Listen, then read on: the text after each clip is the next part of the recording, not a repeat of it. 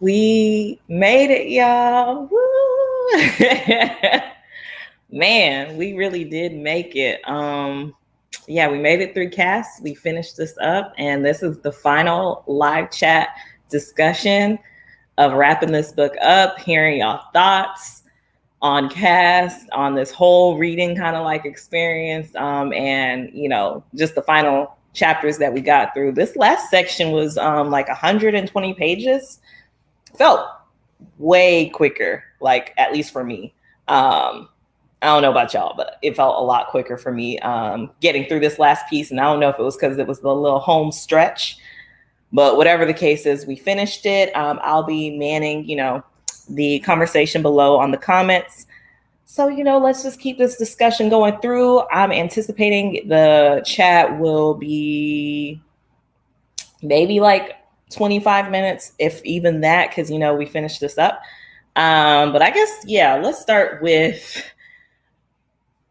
how you would rate the book as a whole. So, spoiler alerts, I always give my little ratings first. I stand by my 4-star rating. I feel like after finishing this again, and y'all know, or maybe y'all don't, but the first time when I read this primarily by listening on audio. So this is my second go around. And my first time I gave it 4 stars. I wasn't sure if I might have, get a little bit. Maybe it was like a 5-star. I could see this being a 5-star for others. I stand behind my like 4-star rating of this, like 4.5-star rating. I felt like all in all, there was a lot that was discussed in one book. Even on the topics, whether they were new or not, some of them were new things that I learned. And even for the stuff that I heard before, I felt like the way it was packaged in such a way that it felt new, or it was a new way of reviewing it. So I felt like it was a solid 4-star.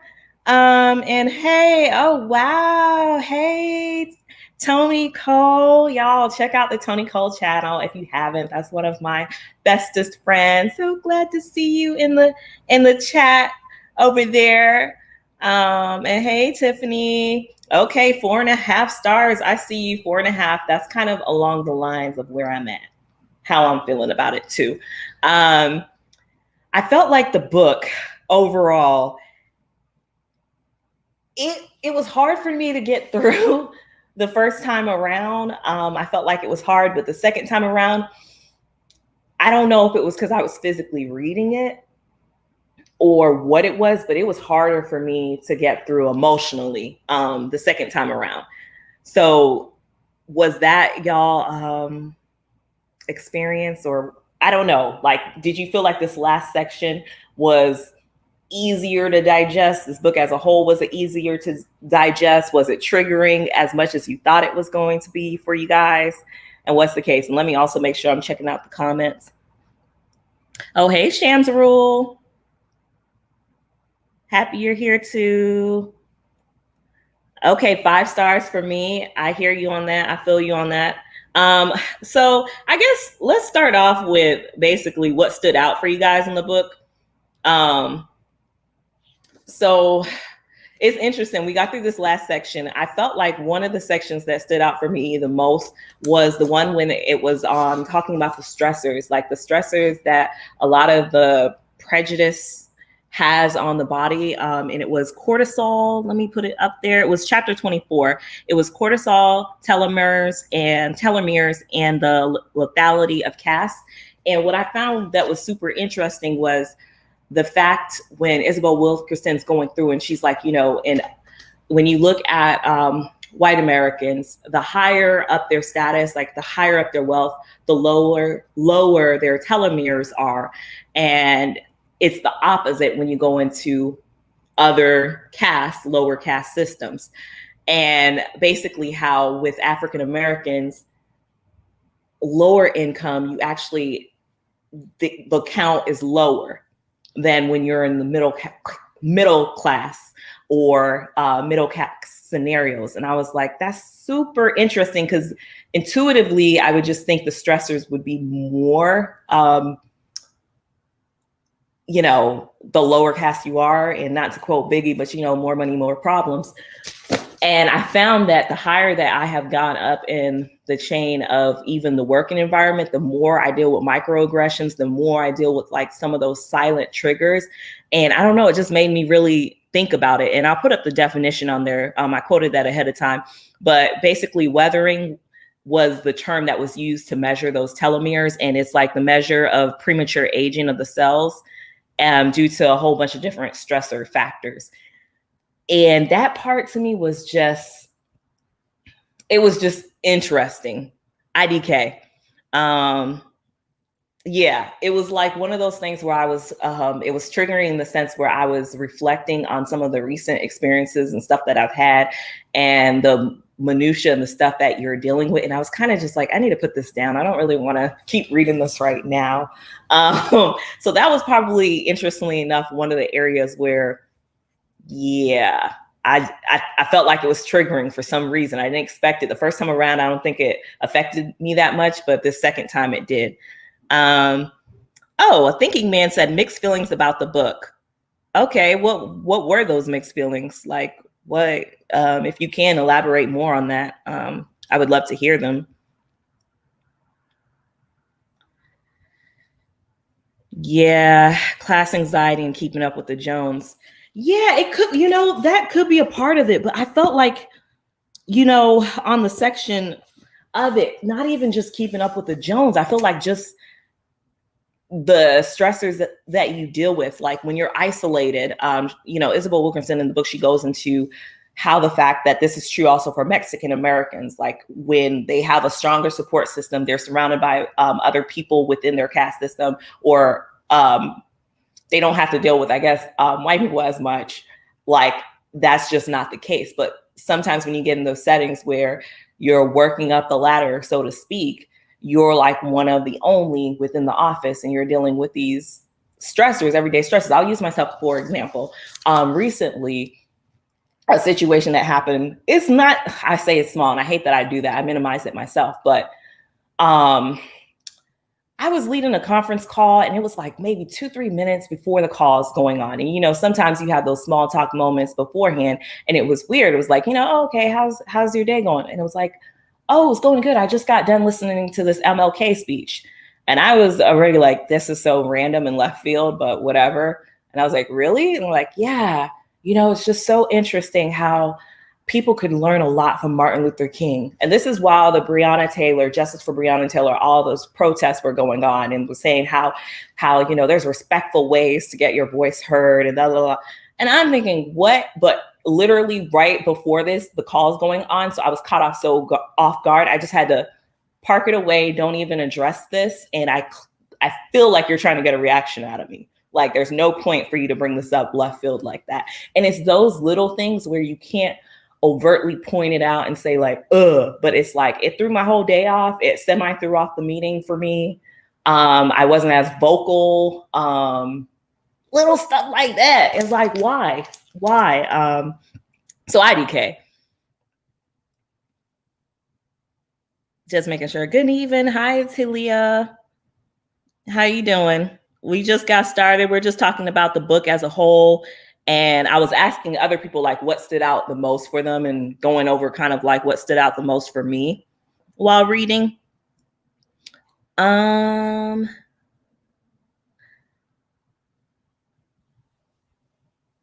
Yeah, okay. So all in all, I guess I don't really see too much on what stood out the most for others within the chat. Y'all, keep those coming. But I guess how difficult was it reading this? And I guess, how did you guys feel about the way the book ended? Those are the other two main things I was wondering from your guys' perspective, how that went. For me, I like the book all in all. You guys know I gave it 4 stars. The first time when I read the book, I didn't care for the ending. And the second time I didn't care for it again. Like the way the book ends, granted, this is nonfiction, and it's narrative nonfiction. And I think Isabel Wilkerson, she does a good job of tying these stories in, but it ends with the story of this plumber who basically shows up at, her house, and she has to deal with all of the rudeness, and he doesn't really want to be there. He's not giving up as much of a much customer service. It's kind of clear that he may be one of kind of on that line of make America great and all this stuff. But eventually he sees like a picture of her mother and they connect on losing mothers and stuff. And I guess he sees the humanity in her, and that's kind of how it ends. And he starts, being nicer. And I was just kind of like, it just was almost depressing for me, because it's like, I don't want people to have to go through random trauma stuff for people to see humanity in me for being Black. I think she was trying to leave on as much of a hopeful note as she could, but it was like that ending. It was just like, I don't know how you wrap this up, but it just made me mad. I was thankful for the epilogue, though. I don't know if you guys read past the ending, but the epilogue kind of really wrapped it up a little bit better of what could the world look like if there was no caste system, like if caste wasn't even a thing. So from that aspect, I thought it was a good segue if you finish the epilogue. But if I just ended on that last thing, it I don't know, it wasn't for me, y'all. Sky Angel, you said you had to put it down. It's so real. Yeah, it's so real because it's like nonfiction. It is what it really is. It feels very intentional, like you're being low-key attacked. Yeah, and sometimes like it's like maybe they're not really attacking, but in those instances, it's like, bruh, this is so inappropriate, and there's no point of you having those microaggressions or whatever the case may be. Yeah, and then other than that, I would say the other thing that stood out for me, at least for this last little section, was there was a point in here, I'll just mention it.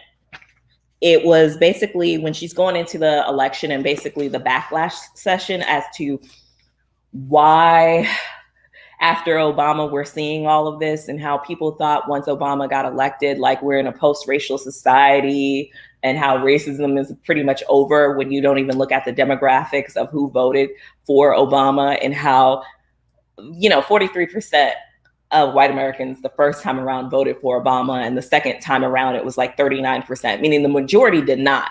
So even if we're basing this on that, it's like the majority of the upper caste, they didn't even elect him. So that kind of is null and void in its own. And then kind of like the aftermath of what you saw from all of it is very telling as to the state of America. And she kind of uses that to catapult where we are today,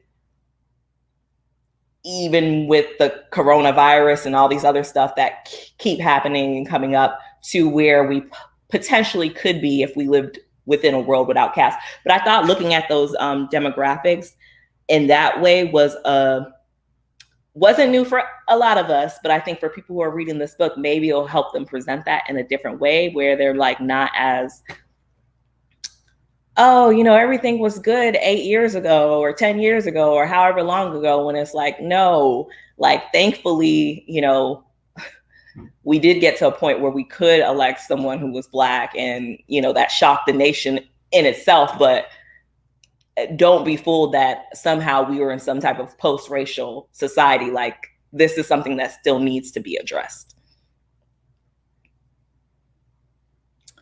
And Deanna Bailey, let me go to the comment section. I'm not much of a nonfiction reader, mostly fiction, mysteries and romances, but this is a must read for all readers.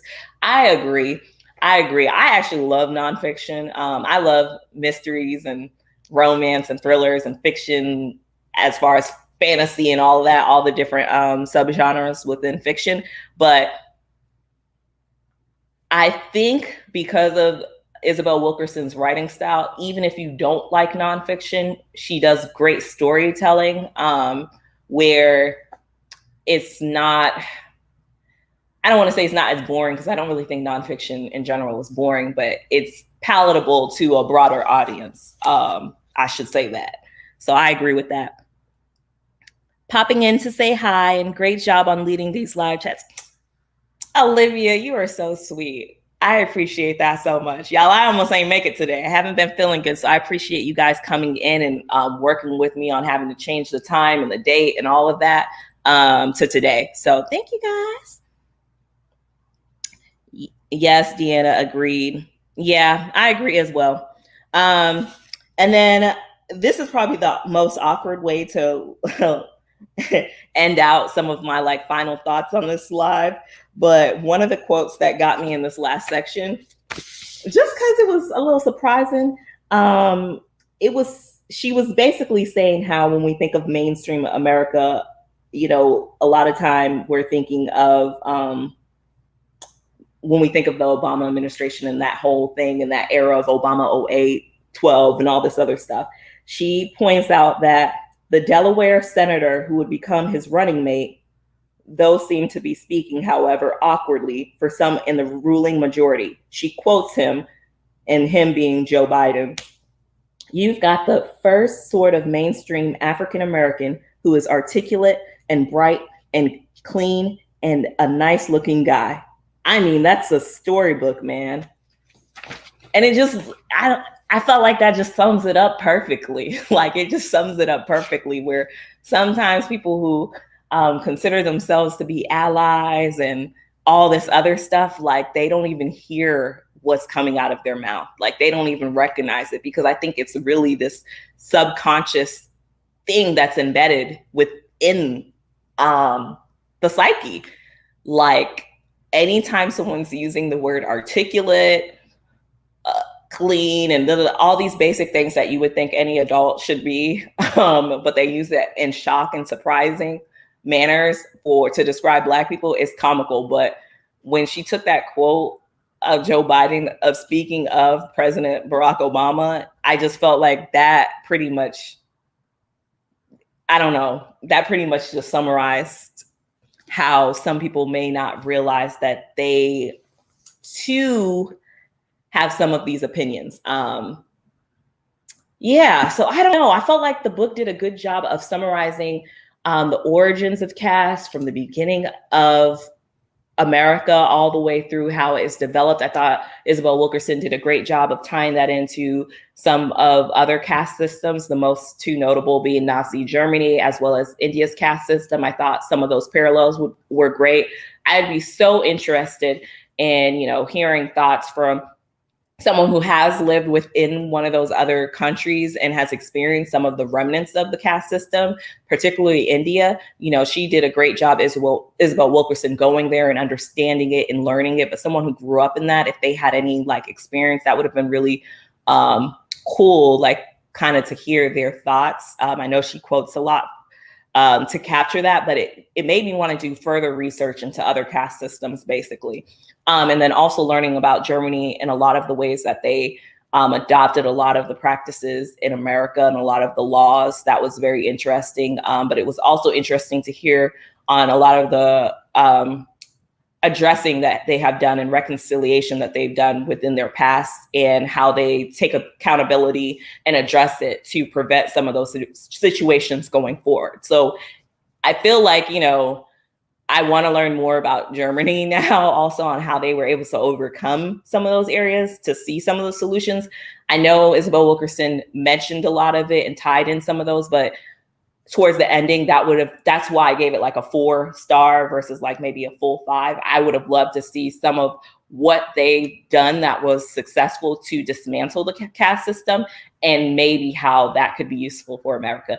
Granted, in these books, no one really has the full answer, but it would have just been nice to have it in there. But yeah, that's pretty much all I have. Let me see the last little comment. Tiffany. Yeah, they don't understand how embedded they are in the caste. Yeah.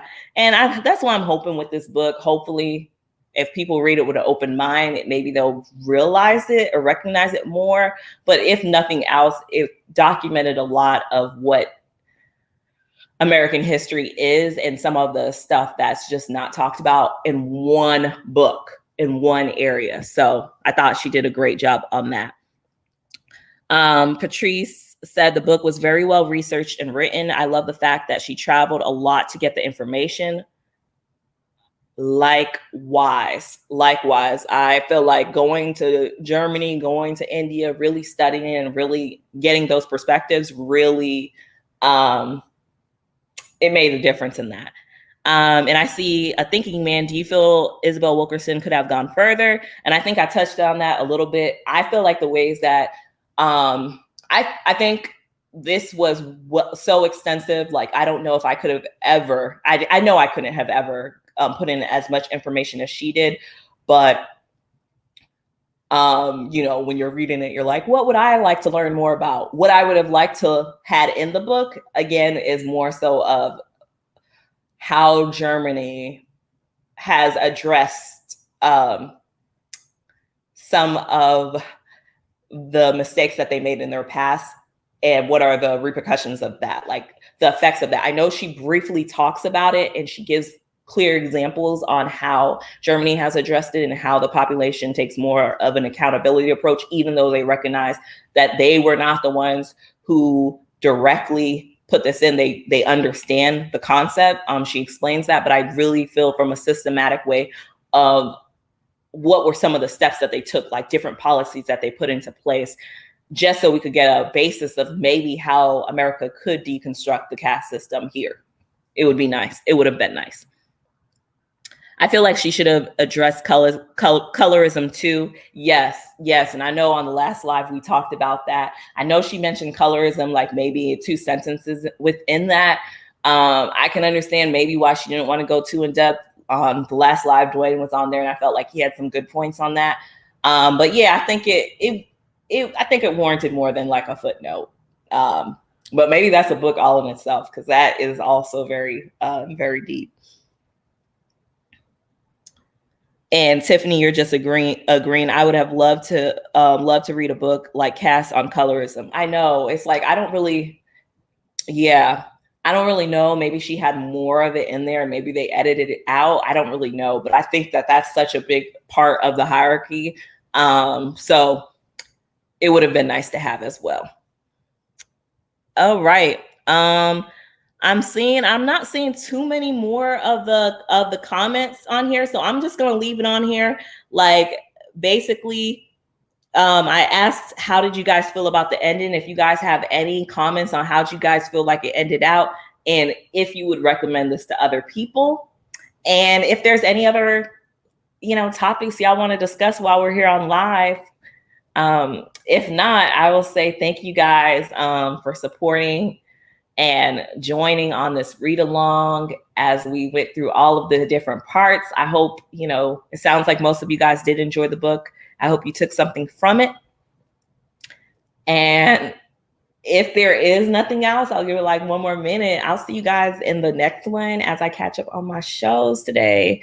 I'm about to cook, eat, relax, watch me a little of The Undoing on HBO. If y'all haven't, check that out. And get ready for my work day tomorrow, y'all. Dealing with all this other extra. All right, I don't see anything else. So I will catch y'all in the next one. Love and light. Enjoy y'all Sunday, and bye.